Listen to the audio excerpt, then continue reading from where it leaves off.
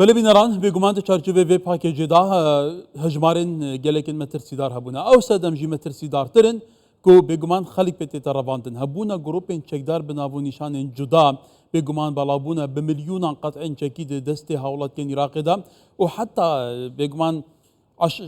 چهزن چکدار چارچوبه هفركين عشائري دا تصفية حسابات سر أساس مذهبي سر أساس عرقي سر أساس صراعات عشائري يعني سياسي حتى داوية يعني فولاتا برف مالويران كريه بريا روجانا خلتي تراباندن كشتن اندامينوان تنفروتن ايديا فراوشا بو جلو بريس احمد السراجي شروع كاري سياسي لبغداد جنمه كايك احمد دماتا باش با لغور سالانه العراق نزي 20 مليار دولار جبو سلك امني ومنظومه دفاعيه عراقيه بهزن امني جيبت ترخان كرن كو امنيات لفيولات استقرار بيت لرشاي بفي اوايه رفاندنا خلكي تصفيه حسابات حتى كان جا فجلو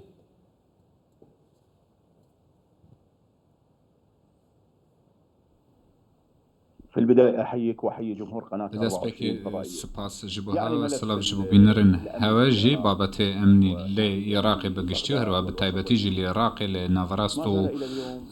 باشور ايرو قهشتا آستكي كو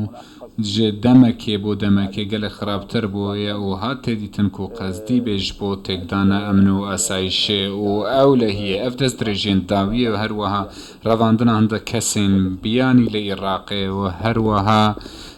ليدان لهالبريني لعراقي افندك نامه و مسج بون كو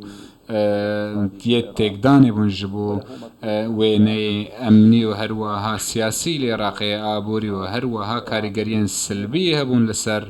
پیشکتنا عراقي باواكي گشتي لورا نشانين پرسيارين مزن هنا لسر حكومته و هروها آلين امني بتايبتي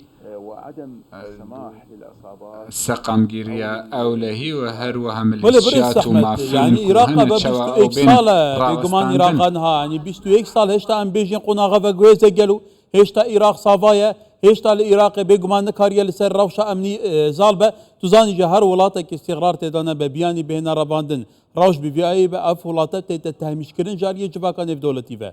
بورا شو صحيح هنا المشكلة او كيشه كيشه وكو نبونا إرادة سياسي يا راستي جبو آفا كرنا دولتك هماهنگ دولته لسر أردي كو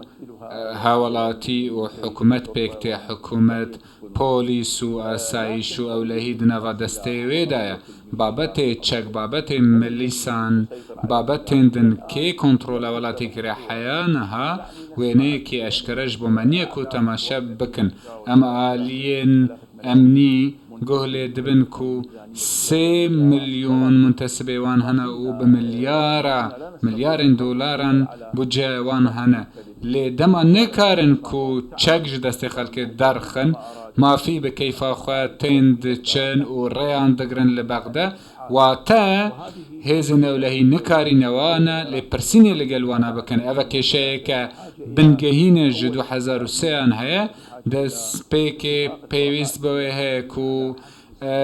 قلق بريكفتن هبن جوان چك دست دولته دا با و هروها آلين اولهي سركتبن لي پشك پیشکینه دا سلاته و هروها زعيمين زيده لعراقي دا سوردانين دركي وكريكو چك دناوا دست خلق دا با او كنترول بك لسر هزن اولهي جوا هروها بهز با و خلق برواندن بفي اوای مزن مهزن اولای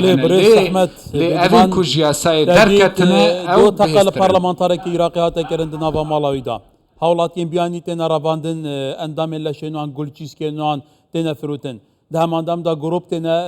پیکینان یت مذهبی تیرو پشکت کن گلو کی دی خواب زیتر بکجید كواتا أفتا چند مترسية كجدية لسر آسايشا جواكي أو لهيا جواكي جبلي يا ولاتي بقشتي يعني وين روشة جواكي عراقي برف كيف جيت؟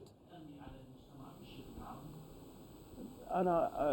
أعتقد اليوم السوهاد بين ميرو لعراقي هؤلاء الذين كانوا في يوم من الأيام يهددون أفنكو روجا جروجان ترسو مترسيبون لسر جواكين هابون زعامة وهروا كسين ديار لنافا عراقي وهروا هم الملانيك دنافا وانده للدولة عراقي كيشاوة اويكو سياسية او سياسي اوكو عليه سنوري قرتي وهروا لميناء بارين ويهنا وهروا نفتي ددزا وأفا كيشاية افكار الساتا خروقات أولهي دما تنكرن جبو برجوانديا هند سياسيانا اف دستريجينا بيويستا ام جوازيه بكين دناف براوان دستريجيان كو 2007 و 8 چيبونو سياران خود تاقاندن و اجنداين دركي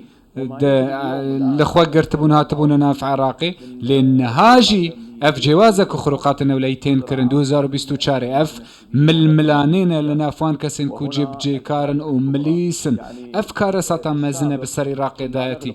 دبيشتر دا ما سنور دقرت يانجي ما كنترول دكر اف سارن كو دهاتن خواب تقينن لانها دما تمل ملاني هي دنافا برجوانديان دا و غريبستان دا و برهناني لنافا دولة عراقي بخوا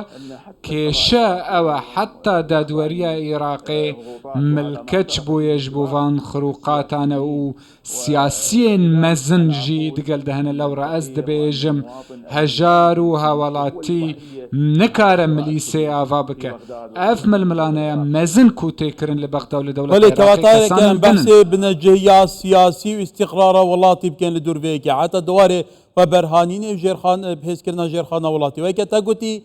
عراقي بيا ولاتي كفر زعيم دهمان دام دافي فرا زعيمية فرا هيزن چكداري هيا هر هيزن چكداري بأوهي كي توعية كرن تغذية كرن آراستا كرن حتى دهافركين سياسي جدا لهم برهفدو بكارتينن لدو وزارو نازده ولقالك جاران لبغدا أفئي كبيلي بويا مديتيا حتى دنابا بغدا دا قفين قهبرين جسارك وزيران كي يبونو من سردم كاظمي كاتا افتبرو يشد بيجيد قالو بفي أوهي فعلا يبنجيا سياسي العراقي پیدا بيت پیش روز دي برف كيف تشيد هذه مشكلة وأنا ذكرت لك مشكلة الدولة ما بعد 2000. أفا كيشية يا دولة بشي 2003 دسبه كي غيابا قيادة هبو پشترا سرکردين زيده چه بنو هروها آلي مدياي جي اگرق بو دولة ساقطة افين كو اف دولتا في كي بيجم كو بتري على كي بلند كرن دولتا كشكستيه حتى دستور عراقي دما ام بخوازن كو دولتا كسركتي ابورا كسركتي آوا بكين جوي سنوري بو سنوري دنها ولاتي سودمن به ولاتا كي تو زنگيني دوم يدكا جيهاني لكي شاد سوردانا دركي مليس اف كيشنا كو همو سروكاتين دولتي كنترول كرنا و چك بدسته ولاتيانا اسواد بينم حتى اگر إرادك امريكي جي هبا يعني عراق دنوا چاركو شيا فوزاي دا بمينو اجنداين دركي لبين يكلا كرنو بو زانين جي بمليارات دولاران هنا كو